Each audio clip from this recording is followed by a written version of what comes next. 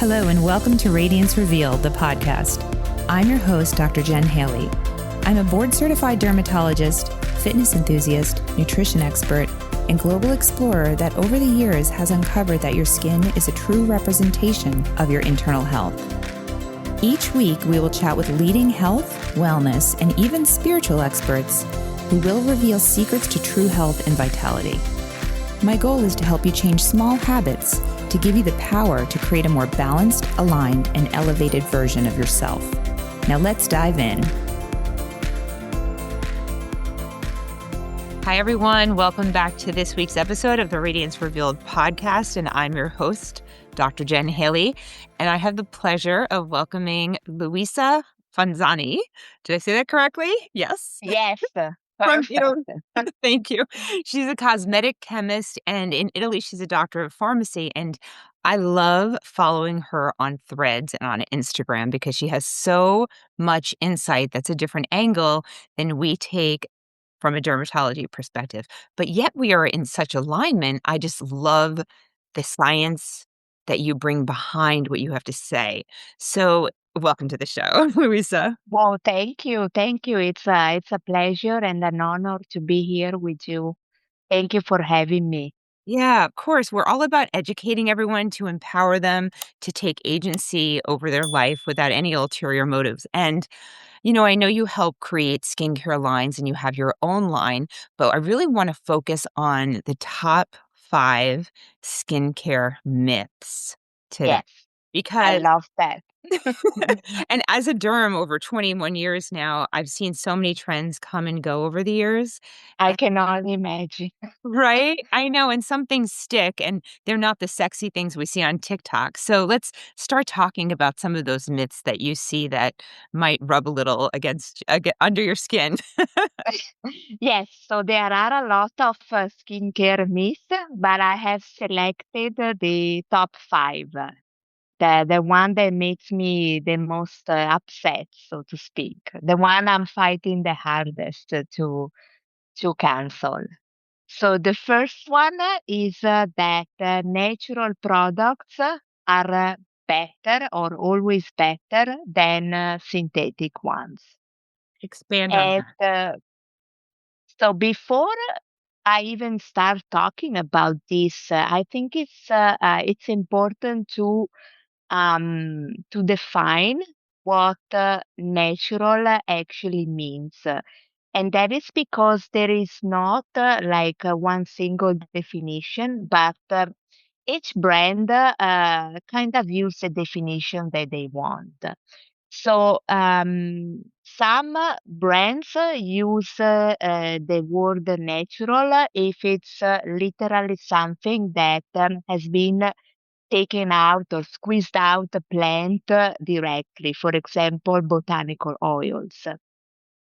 So this is very strict because basically only maybe water, oils, like ingredients like shea butter respect this definition.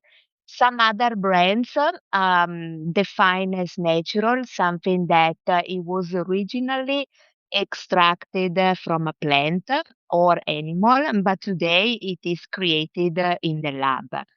So this would be, for example, an ingredient like hyaluronic acid, which originally was derived from roosters, but nowadays it is made in the lab through bacterial fermentation. So what I like to say is maybe instead of using the word natural, we should use the word nature identical or naturally derived because it's very, very hard to find an ingredient that is 100% natural because even natural extracts undergo some sort of processing, purification in the lab. And some might argue that does not make them natural anymore. For some, they're still natural. So they are, it really depends. But besides that, um, I want to highlight that synthetic does not mean that something is harmful or toxic. Actually, in some cases, synthetic ingredients are also better because they are more standardized. They are more purified. They have been purified, which means they are more pure and they are consistent batch from batch. This is different from ingredients that come from plants that have a lot of variations depending on how, where the plant has been grown and harvested, the kind of crop. So each batch is never consistent. And also in the plant, ingredients come together with other ingredients. So because we take it out from the plant, so they are not purified, so to speak, so they are less potent. And also because of this, it's more like a mixture of different ingredients and they can trigger more skin sensitivities or other problems. Um, while synthetic ingredients, they are more, like I said, standardized and also they have been tested on animals in the past or on the skin to make sure that they are safe and does not cause any irritation. We the way they test it is that in cosmetics they allow amounts that are way below the amount that they during the test and be shown to cause issues. So as long as the company work within those guidelines, synthetic products are not ingredients are not dangerous. And so it really depends on how the product is formulated, but natural no doesn't always mean better at all. Yeah. I feel like the best secrets come from nature, but when we get the whole plant, we're not just getting the one active ingredient, we're getting many, many other things along with that. And I always think of cyanide or poison ivy. They're natural, but our body doesn't react very Yes. well to them. So, is there something somebody should look for on the label that would be helpful to differentiate or just outright ignore the word natural is what you're saying? No, I would say that I appreciate and I love people that are health conscious and want to make sure they're not using anything that's harmful for the skin or the body, but instead of focusing on natural or not natural, clean or not clean, I will focus more on seeing what's really in the product. So instead of focusing on all these fear mongering marketing claims, I will focus more on the ingredients that are actually in the product. So it's better to take a look at what's inside and not what they steer away from. And specifically, someone who doesn't know all of the ingredients Ah, that you know as a cosmetic chemist, I mean, is it like food, look for less ingredients is better? Or what specific things would you guide someone who's listening who maybe walks into a large store that has thousands of options? How do they begin? What do they look for when it comes to choosing even one product? yes. So first, it's important to know what's your skin type. But after that, when we are referring to products only, I think there are a few guidelines that can really help, even if someone is not an expert. So the first one that I would do if you want to avoid any problem is to look for a product that mm, has a very possibly none, but if some low amounts of alcohol, because that can damage the skin barrier. So to understand, I would say if you see alcohol among the first 4 or 5 ingredients, avoid because it means that the percentage of alcohol it's really high in the product. So it's definitely It might feel refreshing on the skin, but long term is going to damage the barrier. So I would avoid. I would also avoid products with strong fragrances, even if they are natural, like essential oils, because those are always tricky. And there is uh, fragrances are way less regulated than cosmetic products, and they can contain a lot of ingredients that don't need to be disclosed by law. So when you see fragrances, actually can be a mixture or even 100 or more ingredients, and you don't know what these are. And there are some that are very common allergens. So I would say for sure you want to avoid this, because at least you want to make sure that the product is not damaging the skin before it can also improve it. And then the other tip that I will give is to just buy. If you really don't know, it's better to buy from reputable brands.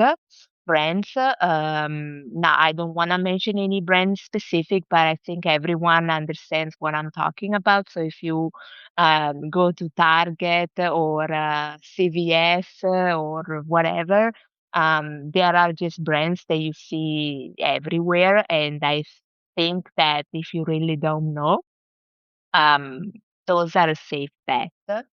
And then, of course, the other thing I would suggest is to consult with somebody like yourself, so a dermatologist. I think people just don't go to the dermatologist enough, and I think those are the best people to give advice. And instead of following influencers,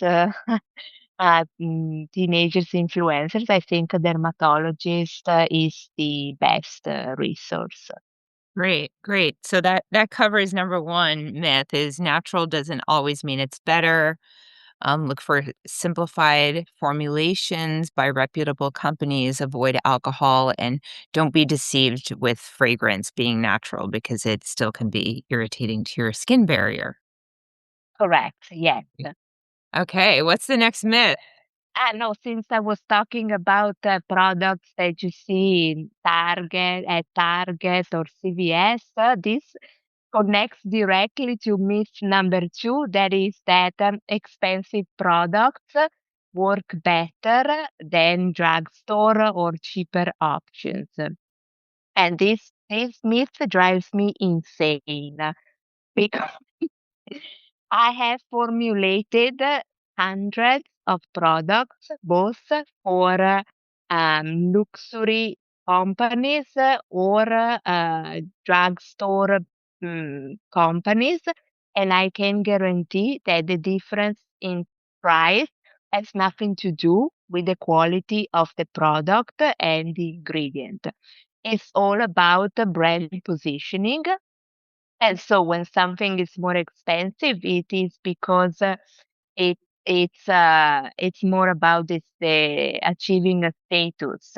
It's a symbol of your status. It's not that it contains some ingredients that are super expensive.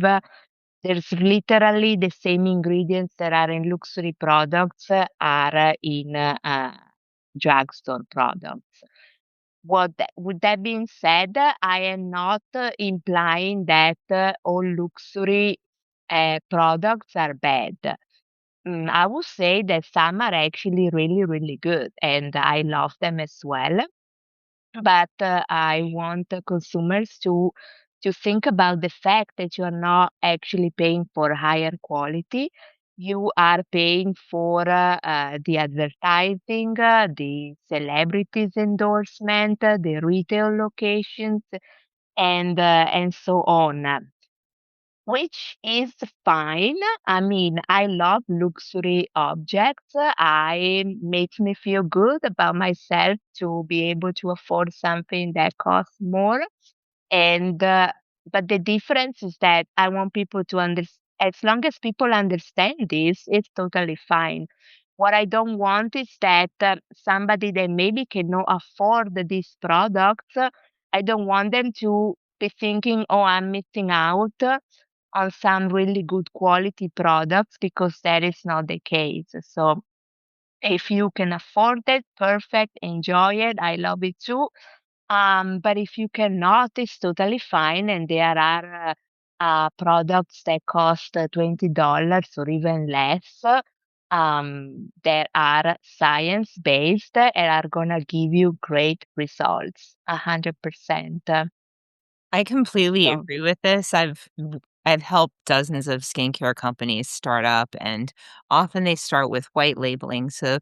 obtaining formulations from cosmetic chemists and scientists such as yourself, and they will want larger profit margins and spend quite a bit on marketing so they could eventually sell off the company. Mm-hmm. There are some novel ingredients that some brands use that are sold only in dermatology office, but I do agree with you. I think a lot of the brands out there are very similar, and if someone can only afford a 20 or $30 product, but it has the right ingredients in it and it's tolerated by your skin, it doesn't necessarily mean you're gonna get less results than somebody spending $300 for their product. So, that's such a good point. I'm so glad you brought that up. I love that myth. Yes, yes, I agree, and I'm glad you brought up the private labeling issue. I think, unfortunately, because consumers are not aware of this at all, but especially with the celebrities, skincare or makeup lines. Um, these are just white label products, so Wait, they're not better.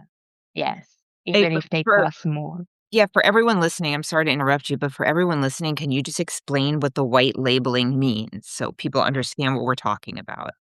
Yes, so basically there are cosmetic manufacturers that have a database of formulation, and they sell the same formulation to different companies. Then each company applies its own label on the product, but it's the same exact formula. So there could be two products with the same formulas, that you're not even aware that are the same, and one can cost $20, and another one, just because it's for a luxury brand, can uh, um, can cost $300. So there's no way, and I can promise you, there's no way, there's nothing that can justify the cream costing $300 for sure. So it's maybe, they just make small changes in the formulas. They might replace one natural extract with another one. So you read that the ingredients are different, but in reality, the formula is the same, because these ingredients don't really affect the overall performance, because they are added at such small amounts that don't make a difference. So yes, it's like when you go to Costco and you see Kirkland, their brand, and and you know that SB is the same producer as some other name brand that you're just not sure which one. Um, but they're just buying it. It's the same product basically. It's the same for skincare. That's great. Okay, myth number 3. Yes, so myth number three is another one that drives me crazy, and that is the complex and long routines are better than simple ones. And to me, this myth simply does not make any sense. And I think that somebody like yourself, or somebody with a little bit of common sense in general, can easily understand this, because if you are layering, there are different aspects, but the first one is that if you are layering 10 products on the skin, it's actually, there is no chance that all these 10 are actually going to penetrate the skin. Because, contrary to popular belief, it's very difficult to pass the skin, because the skin is like a barrier that's extremely selective. Only molecules with the same size, the right size and right chemical and physical properties can penetrate them. If you have 10 or more actives competing for the same route of access is basically impossible. They're just gonna be layering on top of the skin and nothing will happen. Plus, the second point is that skincare is more about consistency than anything else. And so, the more complex the routine is, the more difficult is for someone to stick to it. They might do it for 2 weeks, but after 2 weeks, who wants to do 10 steps in the morning and 15 at night? It just doesn't make any sense. So I always suggest to do less products, but better. So let's focus maybe more on learning what products are actually worth buying because they are not just diluted, but contain they're not just like expensive water, but contain the right ingredients and they are backed by science. And to be honest with you, these ingredients are not that many. So that's also why you don't really need the 10 different products because the ingredients that have solid science are not that many, like I said. And the two most products that are gonna give you a visible results and really make a difference at the end of the day are a retinoid at night, like retinol or tretinoin, and then sunscreen in the morning. And with these two, you already cover, I would say, 80% of your skincare needs. And then you can add a moisturizer and maybe a serum if you really enjoy doing your routine. But still, I wouldn't do more than 4, 5 products top in the morning and maybe 2 or 3 at night. I think that is enough, more than enough. And the last aspect is that the more products and ingredients you are applying, the more you are playing with down the road possible irritation, redness, and developing skin allergies. Also, because you don't really know if the products you are using are all compatible because they might come from different brands. So I just like to keep things simple but effective. So yeah. Completely agree with that. Yeah, I completely agree. There's nothing I would change about that. I do like to nuance things with the seasons, sometimes I'll have people focus on the hyperpigmentation in the fall, maybe do more exfoliation in the summer, but these are, working with the circadian clock, but if you're gonna pick 2 things, sunscreen morning, retinoid at night, most science backed. Yes. Yeah. Yes, especially because some people honestly they have great skin. They don't need much. Uh they don't have hyperpigmentation, the skin is normal, so you don't really need that much. And Mhm. I often see a lot of hyperpigmentation from irritation, Mhm. post-inflammatory hyperpigmentation, Yes. which is like a discoloration after a Mhm. pimple or a scar, but if you're adding irritating products to the skin, you can cause hyperpigmentation and redness that wouldn't be there if you just simplified the program. Yes, correct. So definitely, yeah, I agree. Okay, what's your next I think we're on the 4th minute. Four, yes. Number four is that skincare can fix all skin conditions. Yeah. We wish. This, I see this online all the time, and not surprising, drives me insane because, like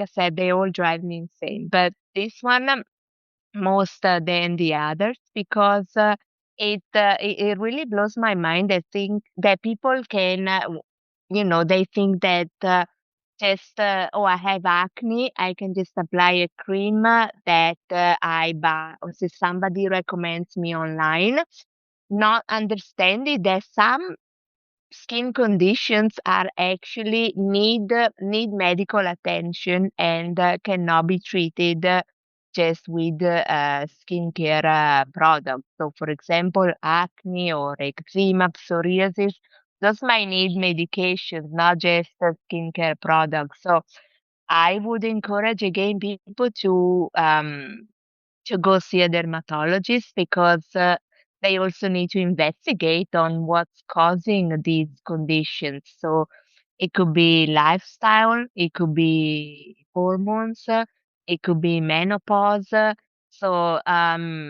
I really think that skincare can be, it really helps the skin to stay healthy and improve, stay soft, feel great, but it cannot replace medical opinions or it cannot replace medications for sure.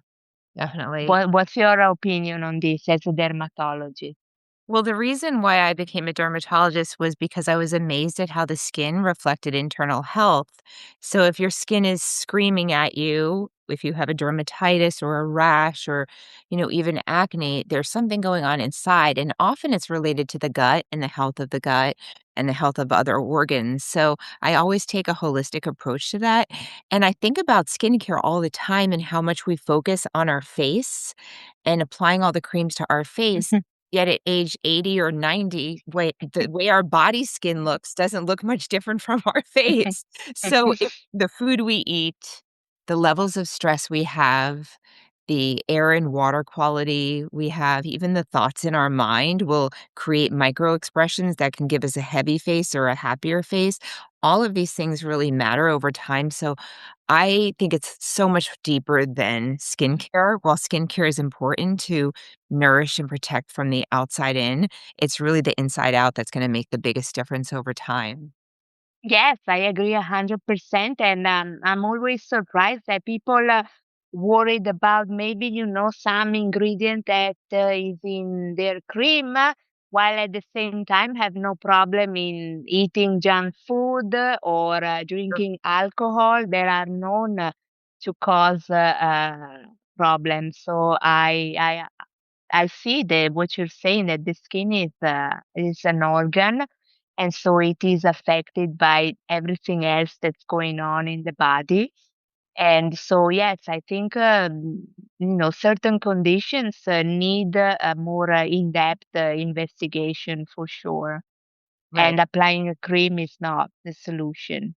And it often breaks my heart when people come in with bags of creams that they have used over the I know. counter and they've spent thousands of dollars and it's gotten them nowhere because of all of the false marketing claims out there. Yes. Yes, it's really heartbreaking. Yeah. Mm. Okay, Louisa, number 5, give it to us. Number five, this one I kept it for last, and because it's a myth that I actually believe too. So I fell for this one. Okay, I can't wait. I want And to that find it. Go ahead.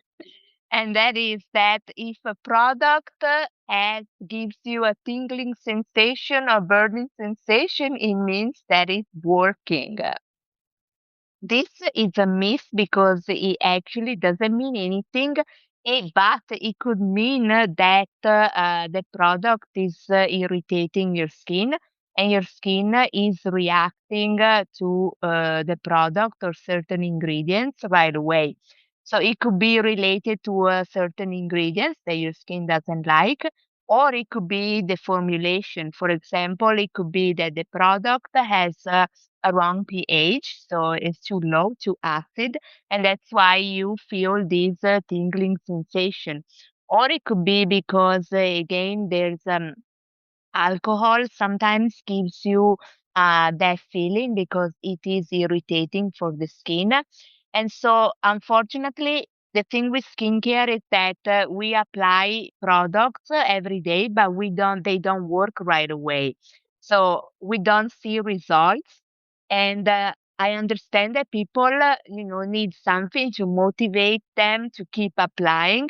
And it's hard when you don't see results. So sometimes thinking or feeling something actually can make you believe, oh, something is going on. So it must be working because I feel something. But unfortunately, it's not how it works. And it's not sexy, but people do need to keep applying the products for at least 2, 3 weeks even if they don't see any change. It's like when you go to the gym or you start a new diet that you don't lose weight right away, but you have to stick to it until you eventually start seeing improvement. So skincare is the same. And that is such a great point, and I always bring it across to the acne patients because they're gonna notice it more than wrinkles, right? Because we're forming wrinkles every day as much as we're trying to remove them. But with acne patients, I always, grab their skin, I say, "See how thick your skin is? There are pimples in the deep layers that have already formed, and it's gonna take Mm-hmm. 2 to 3 months for those to surface, and we want the next layer to be clear." So to Yes, your point, we want to give any regimen at least 2 to 3 months, so change with the yes. seasons, Mm, start working. I find that a big problem I see with people using too many products and too many steps or switching it up too quickly, yes. and their skin gets angry and confused, not Mm, really responsive to anything. So I love that you brought up that point in addition to the 5 myths. But I do have one more yes, question for you. yes, sure. Okay. So if you were gonna create just a generic program Mm-hmm. for someone that's Mm-hmm. maybe 3 steps, 4 steps max in the morning with sunscreen, 3 steps at night, normal skin, no big concerns of redness or hyperpigmentation, and no acne, and they just maybe in their 30s, 40s, and they want to do Mm-hmm. some healthy things to work with their skin and keep Mm-hmm. their skin rejuvenated, what would be your go-to morning and night? Yes, so first, the cleanser, I am in love with the micellar water because it's very gentle, but it's very effective. So I would just use that as first step. Then definitely I would use hyaluronic acid serum and vitamin C serum for hydration and just vitamin C as antioxidant. And then I would finish with sunscreen, so SPF at least 30. That's the morning. Um, mm, That's the the morning. morning, yes. Okay. If they also want a moisturizer, but again, if you have normal skin, I don't think you need to be moisturizing every day. And because the sunscreen is still, there are sunscreens that are also moisturizers. And then at night, I would just remove my makeup or just clean my face. And then I would use a retinol serum for people in their 30s and 45 and up. I would just move to retin A if they can tolerate, because and also it's prescription only. If they cannot tolerate any retinol or any retinoid, I would replace it with peptide-rich moisturizer. For example, now there is a lot of evidence on an ingredient that it's a peptide, and people can look for its EGF or oligopeptide 1 in the ingredients. It's very powerful. So if they cannot tolerate retinol, I would suggest that. And then a moisturizer doesn't need to be a night cream. It can be the same moisturizer you use in the morning, and basically that's it. If they have like dark circles or eye bags, then maybe they want to use a specific eye cream. But if they don't, they can just use all other products in the eye area as well. This is another myth. Um, of course, they need to be properly formulated because the eye area is very sensitive. But we go back to the fact that we need to buy only from reputable brands. So we take that for granted. And that's it. I wouldn't, this would be a basic, effective skincare routine. Great. I love it. I agree. I have a question though about the micellar water. Mhm. So someone uses micellar water. They rinse with water afterwards or you just apply the micellar water? So you just apply with a cotton pad and there's no need to rinse it. I mean, if you want to rinse it, you can, but it's not mandatory. I always feel like I need to rinse, but I'm also very sensitive. Like if I use hand sanitizer, I feel like I have to rinse that too. Yes, you can. I mean, there's nothing wrong with rinsing. But what I love is that you don't need water, so you can clean your face effectively even when you are traveling. And so, if you just need to refresh, you don't need to rinse. But if you prefer to rinse, that's fine as well. I heard that it was created in Paris when the water was dirty, that it was created for I the didn't women know to use. this story. Yeah, I think it has a history of being created for, like, the Parisian women to cleanse their faces because they didn't have access to clean water instead That's of so cool. right? I'm Yeah. gonna go read the story. Well, I guess that makes sense because you shouldn't have to Totally. rinse it Mm, because it was created for the skin. So, mm. okay, well, these are great tips. I love it, and I always think that you have so much really good information out there that you're putting out on the daily, and I'm gonna wanna have you come back to discuss more I things. will. Mhm. But where can people find you? Can you share how people can find you online? Yes, so I am Luisa.Fanzani everywhere. So Threads, Instagram, Quora, and my brand is Luisa True Skincare, so luisatrueskincare.com. Great, and we'll And if have someone wants to start a beauty line and work with me, luisafanzani.com, I can create skincare formulas. thank you, Louisa. We'll have all of Well, that in the thank show you. notes. Yes, I'll put that in the show notes also. Okay. Thank you. Thank you. Thank you so much. I'll see you soon then. Absolutely. If you're enjoying the Radiance Revealed podcast, please don't forget to subscribe so you'll always know when there's a new episode. And while you're at it, please give us a review, as that helps others to find this podcast. And if you want to connect with me, please visit my website, drjenhaley.com, or you can find me on Instagram at drjenhaley. Hello, everyone. Just a friendly reminder that this podcast is for educational and informational purposes only. The statements and views expressed on this podcast are not medical advice. Opinions of guests are their own, and this podcast does not endorse or accept responsibility made for statements made by guests. Neither this podcast nor any of the information contained within it are a substitute for care by a qualified medical professional. This podcast is provided with the understanding that it does not constitute medical or professional advice or services. If you are looking for help in your journey, please seek out a qualified medical practitioner.